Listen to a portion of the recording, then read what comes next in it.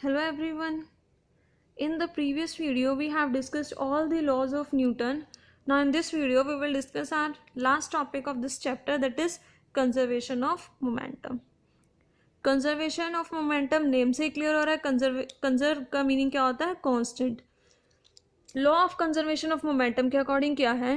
During any collision the total momentum before collision is equal to the total momentum after collision. इसके according क्या है? अगर कोई भी कोलिजन हुआ, कोलिजन क्या होता है? टकराव. अगर कोई भी कोलिजन होता है तो जो मोमेंटम है कोलिजन से पहले और कोलिजन के बाद दोनों क्या रहेगा?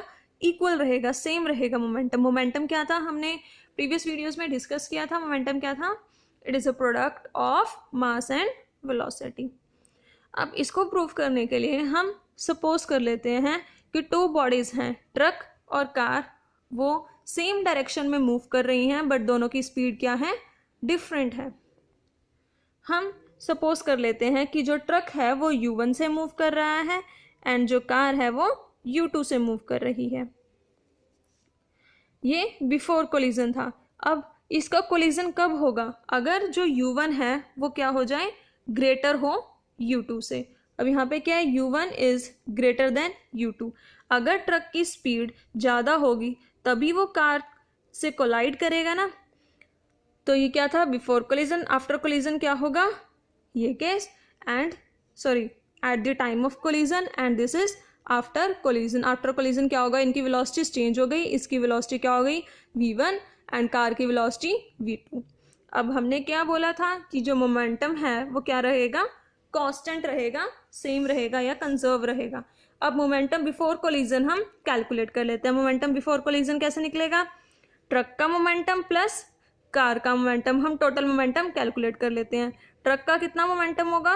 Mass into velocity m1 into U1 और कार का मोमेंटम m2 इंटू U2. दोनों को ऐड कर देते हैं. क्या निकल गया हमारा? Total momentum before collision. कैसे आएगा? m1 U1 ट्रक का momentum plus m2 U2 car का मोमेंटम. ये कौन सा मोमेंटम था? Total momentum.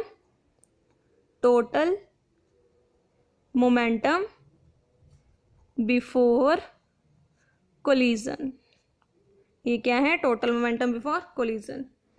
कोलिजन के बाद क्या होगा? इनका मोमेंटम क्या होगा? चेंज होगा. सॉरी, इनकी वेलोसिटीज चेंज होंगी. तो इसका मोमेंटम क्या आएगा? m1 V1 और इसका मोमेंटम m2 V2. दोनों को ऐड कर देंगे तो क्या निकल गया? Total momentum after collision. ये क्या है? Total momentum after collision. दोनों मोमेंटम निकल गए. हमें अब क्या प्रूफ करना है?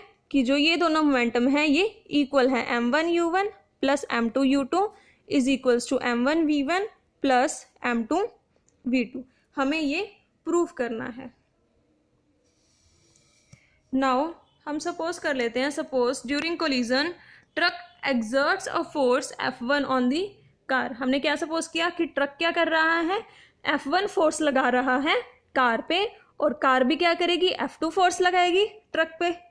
According to third law of Newton क्या है? To every action there is equal and opposite reaction. According to third law action and reaction are equal and opposite. तो यहाँ से क्या आएगा? F1 is equals to minus F2. ये हमने previous video में डिस्कस किया था. फोर्स का फॉर्मूला क्या होता है? Mass into acceleration. F1 की भी कैलकुलेट कर लेंगे हम फोर्स एंड F2 की भी सिमिलरली हम फोर्स कैलकुलेट कर लेंगे. अब F1 फोर्स कौन लगा रहा है? Truck exerts a force F1 on car. Car पे लग रही है तो हम क्या करेंगे? कार का मास लिखेंगे और एक्सेलरेशन कैलकुलेट कर लेंगे. तो यहाँ से m2 एक्सेलरेशन का फॉर्मूला क्या था? Change in velocity over time. तो वेलोसिटी कितनी थी कार की? Change in velocity, final velocity V2, initial velocity U2 over time t is equals to minus m1. Acceleration calculate करेंगे तो वो क्या आएगी? V1 माइनस U1 ट्रक की थी ओवर टाइम. टाइम तो दोनों का सेम है तो अब यहाँ पे क्या होगा? टाइम से टाइम तो कैंसल.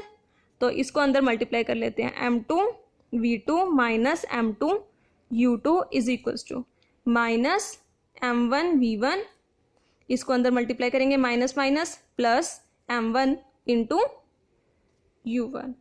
अब जो u वाली टर्म्स थी उसको एक साइड लेके चले जाते हैं और जो v वाली टर्म्स थी उनको एक साइड लेके चले जाते हैं। अब जो ये वाली v की टर्म थी इसको लेफ्ट साइड ले आते हैं, ये वाली term as it is m2v2 और इसको हम लेफ्ट साइड लेके आएंगे तो माइनस क्या हो जाएगा, प्लस हो जाएगा, m1v1 is equals to m1u1 as it is. जो ये वाली टर्म थी इसको हम राइट साइड लेके चले जाएंगे, क्या बन गया, प्लस m2 इंटू u2। इसको हम रीअरेंज कर लेते हैं, लेफ्ट साइड को यहाँ राइट साइड को लेफ्ट में लिख लेते हैं, लेफ्ट को राइट में लिख लेते हैं, ऐसे लिख लें तब भी कोई प्रॉब्लम नहीं है। m1u1 plus m2u2 is equals to m1v1 plus m2v2।